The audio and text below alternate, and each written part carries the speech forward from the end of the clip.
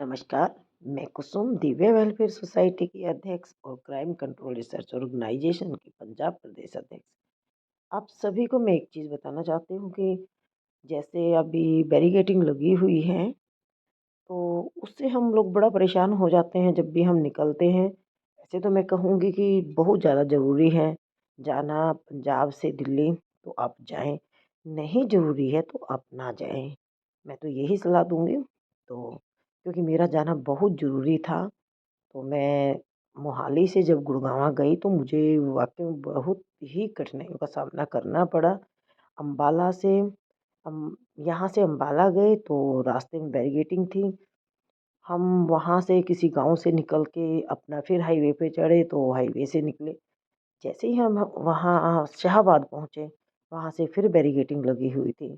आगे जाने के लिए मना किया हुआ था कि किसी गाँव से जाएँ आप या इधर से जाएँ उधर से। तो किसी ने सलाह दी कि आप मैम यहाँ से निकल जाएँ। तो जैसे भी जिसने रास्ता बताया हम वहाँ से निकल के गए तो आगे फिर परेशानी हुई हमें।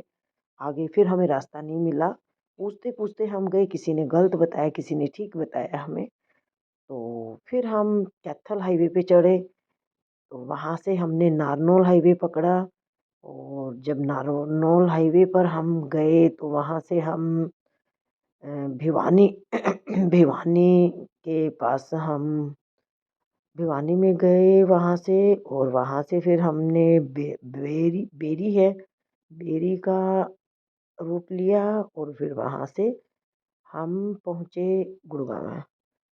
तो हमारा पूरा टाइम कितना लगा मैं आपको बताना चाहूँगी। कम से कम हम यहाँ से 9 बजे निकले थे और हम वहाँ पहुँचे साढ़े 7 बजे। तो आप लोगों के साथ ऐसा ना हो, तो मैं आपको रूट बता देती हूँ, आपको कहाँ से निकलना है और कैसे जाना है। आप जब भी मोहाली से जाएँ या पंजाब से जाएँ, तो आप पहली बात तो शंभू बॉर्डर से ना जाएँ, चंडीगढ़ हाईवे से निकलें और फिर अम्बाला आपको परेशानी आएगी, वहाँ से गाँव से निकलेंगे आप, तो वहीं से फिर आप घनौरी से निकलें या फिर आप रोहतक हाईवे है, कैथल हाईवे है जो पुराना, उससे निकलें। फिर वहाँ से वो हाईवे पे चला जाएगा और वहाँ से नारनौल का हाईवे जो है उस पे जाएँ और वहाँ से आप रोहतक, रोहतक से दिल्ली आप जा सकते हैं।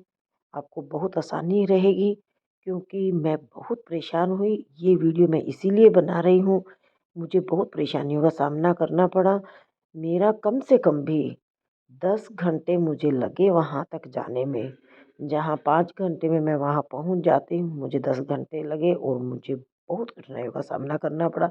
आते वक़्त फिर मुझे वही परेशानी हुई क्योंकि हम किसी और रूट पे चढ़ गए वहाँ से। हमें किसी ने बता दिया मैम आप इस पे जाएँ, हम वहाँ से गए तो हमें रास्ते का नहीं पता, आगे से नेट बंद हो जाते हैं, नेट नहीं चलता है। नेट ना चलने के कारण बहुत परेशानी का सामना करना पड़ा हमें। तो मैं यही चाहूँगी कि आपको ये परेशानी का सामना ना करना पड़े, तो जिस रास्ते पे मैं बता रही हूँ, उसी रूट से आप निकलें।